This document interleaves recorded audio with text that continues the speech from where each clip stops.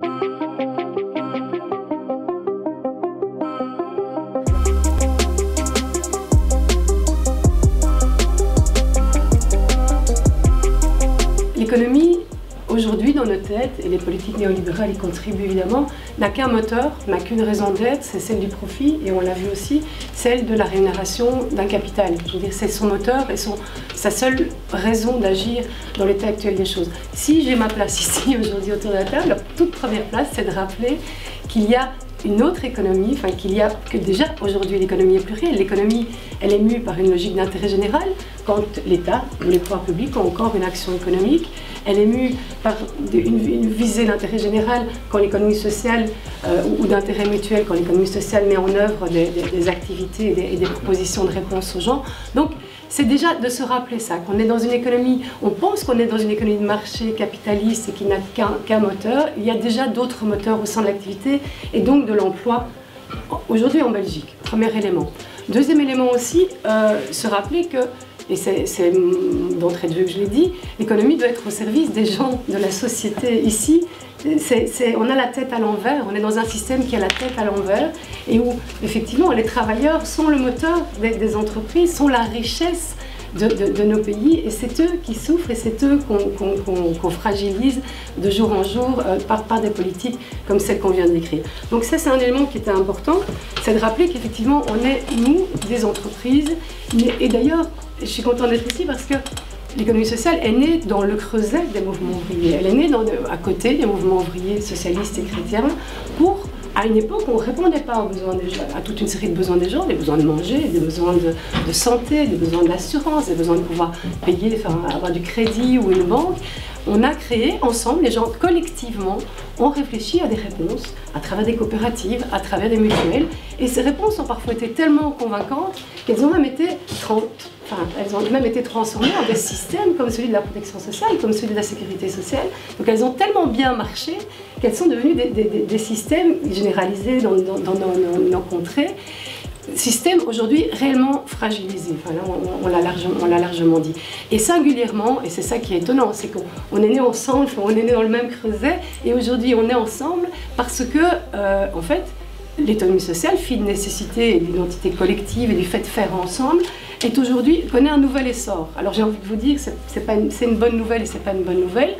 Avant de parler de la Belgique, pensons à la Grèce. Il n'y a jamais eu autant de coopératives, d'associations, de mutuelles aujourd'hui en Grèce, parce que les normes de l'Europe ont imposé un tel dictat au gouvernement grec et à la politique grecque que les gens sont sans système de santé, sans système de sécurité, qu'on a vraiment détruit pierre par pierre tous les éléments de cette protection sociale qu'on entend défendre autour du travail aujourd'hui. Donc c'est singulier, mais nous revoilà aujourd'hui avec, même ici, et donc c'est ça que je veux dire, ici des entreprises, des solutions, des inventions créées par des citoyens, réfléchies par des citoyens, pour répondre à cette détérioration que vous étiez occupé à décrire.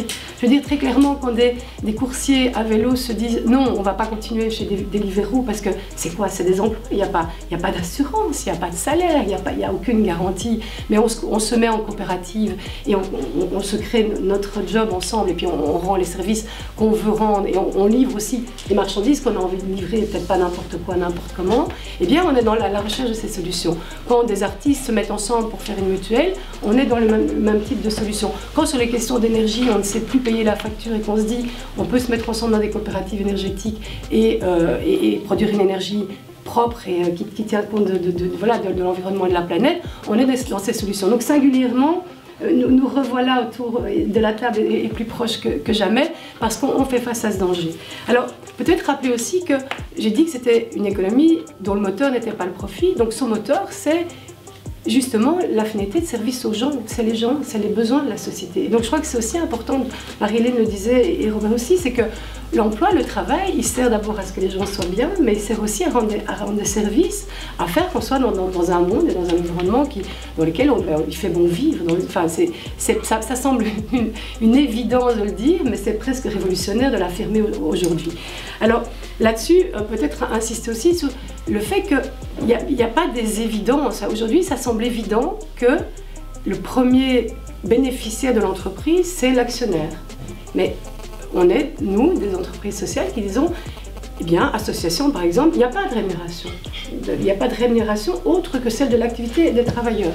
Il y a des coopératives qui disent on rémunère, mais on rémunère et on se donne. Enfin, ça fait partie des principes et des limites que se fixe une économie qui voit l'intérêt général et l'intérêt de tous en premier. On est des coopératives, mais on se fixe une limite. On ne va pas au-delà de 6%. Et quand on le fait, c'est d'ailleurs très très rare. Ou on organise des mutuelles, etc. Donc on peut aussi avoir une économie et une activité et donc, qui se fixe des principes où on se dit l'argent va servir d'abord au bien-être des travailleurs, va servir d'abord à la pérennité de l'entreprise. En faisant quoi?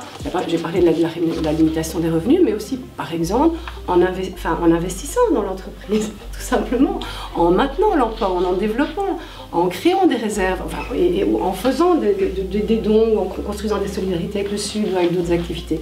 Donc, je pense que c'est d'abord pour ça qu'on a proposé de se retourner à la table. Mais j'avais quand même envie de mettre l'accent sur un élément, parce que, et Marie-Hélène l'a cité, c'est qu'on est aussi des activités et des entreprises, j'ai dit qu'elles existaient, hein, qu'elles avaient un certain poids dans l'économie, mais qui sont menacées aujourd'hui par ces politiques néolibérales.